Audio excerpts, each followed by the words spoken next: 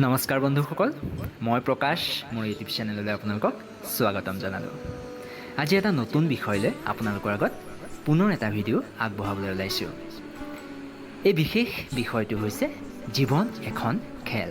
হয়, এই যে আমাৰ গোটেই জীৱনটো, এই জীৱনটো হৈছে এখন খেল। আৰু ধৰি লওক আপুনি সেই বিশেষ খেলখনৰ এজন খেলুৱৈ। নিশ্চয় আপোনালোকৰ প্ৰত্যেকজনৰ জীৱনৰ বিভিন্ন ঘাত প্ৰতিঘাত পাৰ কৰি আপোনালোকে বৰ্তমান পৰ্যায় পাইছেহি। এই যে বিভিন্ন ঘাত প্ৰতিঘাতবোৰ জীৱনত আপুনি বা মই পাই অহা সেই প্ৰতিটো ঘাত প্ৰতিঘাতেই হৈছে আমাৰ এখন খেল। হয়তো আমি কোনোবা এখন খেলত জিকিছোঁ বা আন কোনোবা এখন খেলত হাৰিছোঁ। এই বিশেষ কাহিনীটো আৰম্ভ কৰিছোঁ এটা উদাহৰণেৰে।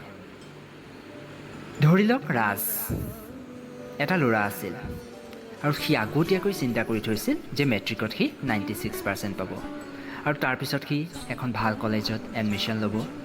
তাৰপিছত 98% পাই হাই ছেকেণ্ডেৰী পাছ কৰিব। তাৰপাছত ইঞ্জিনিয়াৰিং পঢ়িব আৰু তাৰপাছত জীৱনৰ সেই ঢেৰ প্লেন।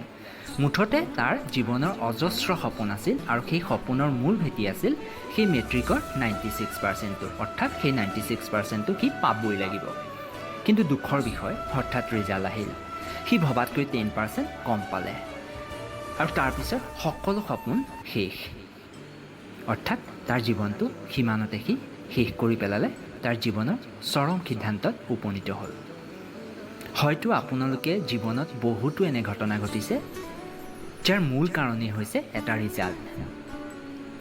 হয়, কোনোজনে জীৱনত সৰুৰ পৰা ইমানেই কথা শুনি আহে যে মেট্ৰিকত সি আমুকটো ৰিজাল্ট কৰিবই লাগিব, তাৰপিছত সি আমুক পঢ়িব লাগিব। তেনেকৈ তাৰ জীৱনটো পৰিচালনা কৰে তাৰ পৰিয়ালে।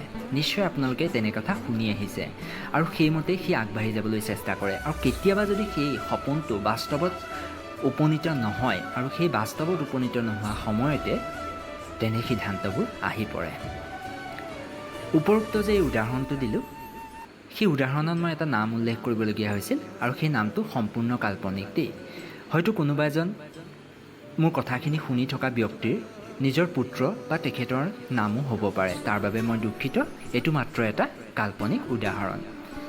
কিন্তু এই যে এটা ৰিজাল্টৰ বাবে এটা জীৱন শেষ হৈ যায়, এই ক্ষেত্ৰত কোন দোষী? হয়তো কম বেছি পৰিমাণে অভিভাৱক। কিয়নো জীৱনত সপোন গঢ়াৰ কথা তেওঁলোকে নিজ সন্তানক সৰুৰ পৰা শিকাইছিল। কিন্তু জীৱনত যে সকলো সপোন কেতিয়াবা পূৰ নহ'বও পাৰে আৰু আমি ভবামতে সকলো কেতিয়াবা নহ'বও পাৰে, সেই বিষয়ে নিশ্চয় সেই বিশেষ সন্তানজনক মাক দেউতাকে শিকোৱা নাছিল। যিটো হয়তো আমাৰ মাজৰ বিভিন্নজন অভিভাৱকৰ ক্ষেত্ৰত দেখা যায় যে সদায় যে ল'ৰাটোৱে ফাৰ্ষ্ট ডিভিজন পাবই লাগিব, সদায় যে ল'ৰাটোৱে 90%ৰ ওপৰত পাবই লাগিব, তেনেকুৱা কোনো কথা নাই। হয়তো কেতিয়াবা সি ভবামতে তাৰ ৰিজাল্ট নহ'বও পাৰে। সকলো সপোন কেতিয়াবা আমাৰ বাস্তৱত উপনীত নহ'বও পাৰে। সেয়েহে সফল হ'বলৈ যেনেকৈ অভিভাৱকে শিকায়, ঠিক সেইদৰে বিফল হ'লে কি কৰিব লাগিব সেই বিষয়ে শিকাব। কিয়নো প্ৰত্যেক দিনাই আপোনাৰ সন্তান যে সফলেই হ'ব তেনেকুৱা কোনো কথা নাই। আমাৰ এই জীৱনটো হৈছে এখন ক্ৰিকেট খেলৰ দৰে আৰু আপুনি তাৰ এজন বেটছমেন। মানে নিশ্চয় বুজি পাইছে, আপুনি সেই বেট ধৰা মানুহজন আৰু গোটেই ফিল্ডখন মাথো আপোনাৰ। সিফালৰ পৰা জীৱনে এটা এটাকৈ নতুন সুযোগ আপোনালৈ বল আকাৰে দলিয়াই যাব আৰু আপুনি সেইটো কেনেকৈ নিজৰ বেটখনৰ সহায়েৰে ছিক্স মাৰিব পাৰে সেইটো নিৰ্ভৰ কৰিব সম্পূৰ্ণ আপোনাৰ ওপৰত। অৰ্থাৎ জীৱনে বল দলিয়াব, আপুনি বেটেৰে বলটো দলিয়াই একদম সীমা পাৰ কৰি দিব লাগিব। হয়তো কেতিয়াবা আপুনি সেই স্থানতে থাকিব, কিন্তু সেই বল বেটত নলগাকৈ আঁতৰি যাব। অৰ্থাৎ আপুনি নিজৰ সপোনত উপনীত হ'ব নোৱাৰিব যিকোনো উপায়েৰে। আপোনালোকে নিশ্চয় দেখিছে, কেতিয়াবা আমি ভাবোঁ যে ছিক্স মাৰিব, কিন্তু কি হয়, আউট হৈ যায় মানুহজন বা বলটো বেটখনৰ কাষেদিয়ে পাৰ হৈ যায়, কিন্তু আমি বা সেই বিশেষ বেটছমেনজনে টিকাব নোৱাৰে। ঠিক সেইদৰে আপোনাৰো সুযোগ কেতিয়াবা আপোনাৰ একেবাৰে কাষেদি আঁতৰি যাব, কিন্তু ইয়াৰ অৰ্থ এইটো নহয় যে সেইটোৱে আপোনাৰ শেষ সুযোগ আছিল। হয়তো কেতিয়াবা আপোনালৈ অহা সুযোগ বেলেগে পাব, তাৰ অৰ্থ এইটো নহয় যে আপুনি হাৰি গ'ল। তেনেকুৱা বল জীৱনত আহিয়ে থাকিব, মাথো আপুনি বেটিং কৰি যাওক আৰু সেই যে আপোনাৰ বিশেষ সীমাটো আছে ছিক্সৰ, সেইটো পাৰ কৰাই যাওক। মাথো এটা কথা মনত ৰাখিব, যিসকলে প্ৰথমবাৰতে ছিক্স মাৰি গোটেই জীৱনটো সেই ছিক্সটোৰ দোহাই দি বহি থাকে, তেওঁলোকে এজন ভেৰু, অৰ্থাৎ লুজাৰ।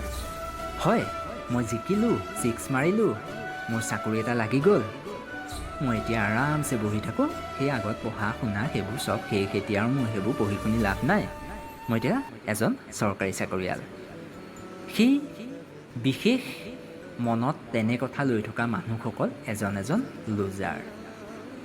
কিয়নো জীৱন শেষ নাই হোৱা, পঢ়া শেষ নাই হোৱা, মৰা দিনৰ আগদিনালৈকে মানুহে পঢ়ি শেষ কৰিব নোৱাৰে। ঠিক সেইদৰে যিজনে জীৱনত প্ৰথম 6 মাৰিব খুজিছিল যদিও মাৰিব নোৱাৰিলে, আৰু তেওঁৰ জীৱন সিমানতে শেষ ভাবি এক চৰম সিদ্ধান্ত লৈ পেলালে, তেওঁৰ ক্ষেত্ৰতো সেই একেই শব্দই ব্যৱহাৰ হ'ব, লুজাৰ। হয়, সেই বিশেষ বছৰকেইটা যে তেওঁ যি আছিল, সেই বছৰকেইটাও আছিল তেওঁৰ বাবে একেবাৰে অৰ্থহীন। তেওঁ যদি জীৱনত তেনেকুৱা এটা সিদ্ধান্তই ল'ম বুলি ভাবিছিল, তেওঁ যিকেইটা বছৰ যি থাকিল সেই বছৰকেইটাও আছিল তেওঁৰ বাবে একেবাৰে অৰ্থহীন। সেয়েহে জীৱনৰ এই খেলখন ভালদৰে উপভোগ কৰিবলৈ শিকক আৰু আপোনালোকৰ সন্তানক শিকাওক, কিয়নো জীৱনত এবাৰ বিফলতা বা নিজৰ সপোন পূৰ্ণ হোৱা মানে সকলো শেষ নহয়। এয়া হৈছে এক নতুন দিগন্তৰ সূচনাহে। নিশ্চয় এই বিশেষ কথাখিনিৰ পৰা অলপ হ'লেও আপোনালোকে নিজৰ ক্ষেত্ৰত শুধৰণি আনিবলৈ চেষ্টা কৰিব।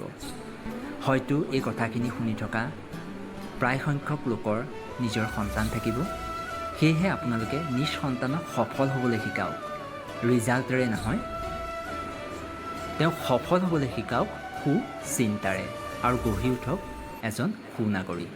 সদায় সেই চিন্তা কৰিয়ে নিজৰ সন্তানক আগবঢ়াই নিয়ক। হয়, ৰিজাল্টটো ভাল লাগিব, বিভিন্ন কলেজত বিভিন্ন বিদ্যালয়ত নামভৰ্তি কৰিবৰ বাবে এটা ভাল ৰিজাল্ট লাগিব, কিন্তু তাৰ অৰ্থ এইটো নহয় যে আপুনি যিটো মাৰ্ক বা যিটো পাৰ্চেণ্টেজ আপুনি ধৰি দিছে যে এইটো তই পাবই লাগিব, তই এইটো পালেহে তই আমুকত এডমিশ্যন পাবি, এইটো পালেহে তোৰ জীৱনত তই ভবামতে পঢ়িব পাৰিবি, এই যে বিশেষ কথাবোৰ শিকাব। হয়, ল'ৰা ছোৱালী আগবাঢ়ি যাবৰ কাৰণে আপোনালোকে এইবিলাক কথা শিকাবই লাগিব, কিন্তু তাহাঁতক আৰু এটা কথা শিকাব যে সদায় যে তাহাঁতি ভবামতেই হ'ব তেনেকুৱা নহয়, কেতিয়াবা তাহাঁতি বিফল হ'বও পাৰে, কিন্তু সেই বিফলতাই তাহাঁতৰ শেষ বিফলতা নহয়। এই বিশেষ কথাটো যাতে তাহাঁতক শিকায়, এয়াই মোৰ আপোনালোকৰ আগত প্ৰধান উদ্দেশ্য এই কথাখিনি কোৱাৰ। ধন্যবাদ ইমান সময় মনোযোগেৰে শুনাৰ বাবে। এটা নতুন বিষয় লৈ মই পুনৰ আপোনালোকৰ আগত আহি আছোঁ। ধন্যবাদ, শুভৰাত্ৰি।